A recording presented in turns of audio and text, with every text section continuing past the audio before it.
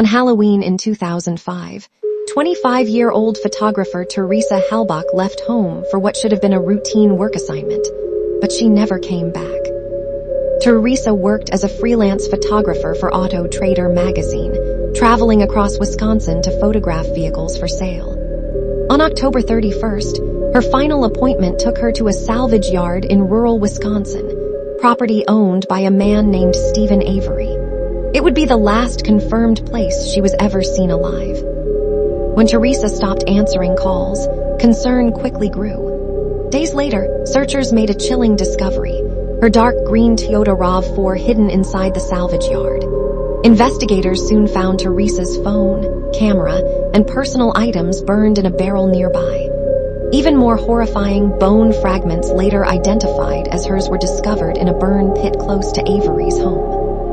Police focused on Stephen Avery, a man who had only recently been released from prison after serving 18 years for a crime DNA later proved he didn't commit.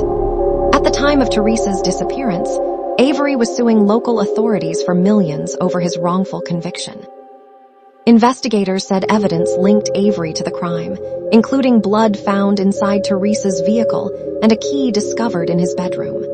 Avery denied everything, insisting he was being framed. His teenage nephew, Brendan Dassey, later confessed to helping in the murder, but critics questioned whether the confession was pressured or unreliable. Both men were eventually convicted. But the case exploded into worldwide controversy after the Netflix documentary Making a Murderer raised questions about possible police misconduct, missing evidence, and whether the wrong people were convicted. Even today, many still ask the same haunting question. Did investigators uncover the truth? Or is Teresa Halbach's real story still hidden in the shadows? In 2008, a murder case shocked America and quickly became one of the most talked about true crime stories in modern history. At the center of it all was a woman named Jodi Arias and the brutal death of her ex-boyfriend, Travis Alexander. Jodi and Travis met in 2006 at a business conference in Las Vegas. Friends described Travis as charismatic and deeply religious, while Jodi appeared quiet and artistic. The two began a relationship, but according to reports, it became complicated and toxic after they broke up. On June 4, 2008, Travis Alexander was found dead in his Arizona home. The scene was horrifying. He had been stabbed nearly 30 times, his throat was slashed, and he had also been shot in the head. At first, there were few answers. But investigators soon discovered something chilling: a damaged camera in Travis's washing machine. When recovered, the memory card revealed photos taken on the day of the murder, including disturbing images that appeared to place Jodi Arias at the scene. At first, Jodi denied ever being there. Then, she changed her story, claiming masked intruders had attacked Travis. Later, she changed it again, saying she killed him in self-defense. The trial became a media sensation, with millions watching every twist and turn. Prosecutors argued Jodi acted out of jealousy and rage, while the defense claimed years of emotional abuse pushed her to violence. In 2013, Jodi Arias was convicted of first-degree murder. She was later sentenced to life in prison without parole. But even years later, one question still lingers in the minds of many: what truly happened behind closed doors in the final moments before Travis Alexander lost his life?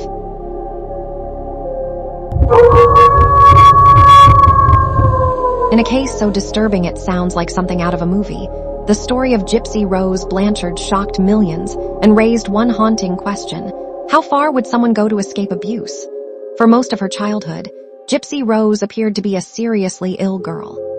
She used a wheelchair, had a feeding tube, and was believed to suffer from illnesses including leukemia, muscular dystrophy, and seizures.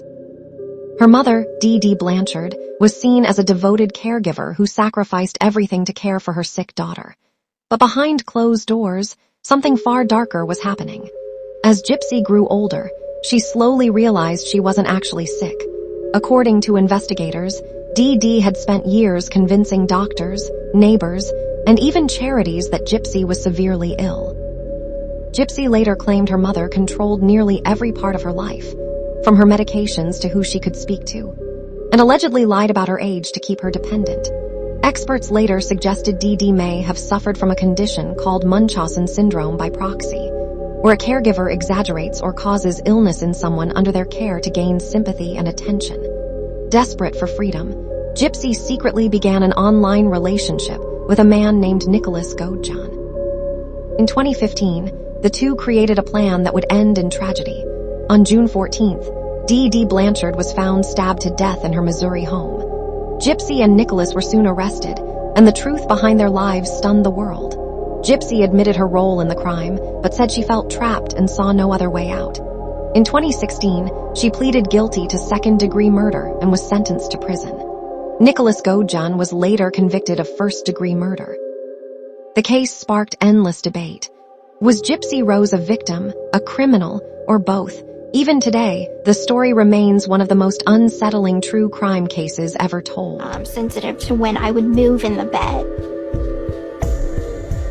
And she kept a knife by her bedside table, and she threatened me that if I was to attempt to run away, I would be punished for it. In January 1999, 18-year-old high school senior Hae Min Lee disappeared after school in Baltimore County, Maryland. To friends and family, Hae was bright, kind, and full of ambition. She had plans for the future, dreams to chase, and people who cared deeply about her.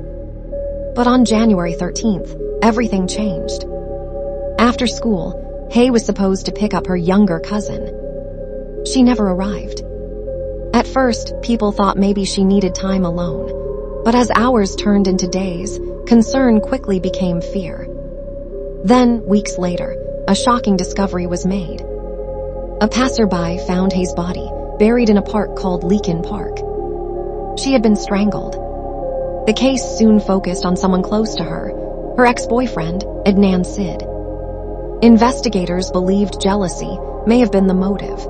A friend of Adnan's claimed he helped bury the body and testified against him. In 2000, Adnan Syed was convicted of Hae Min Lee's murder and sentenced to life in prison. But the story didn't end there.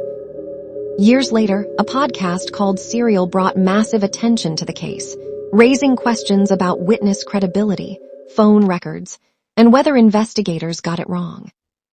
Was Adnan truly guilty? Or was there reasonable doubt all along?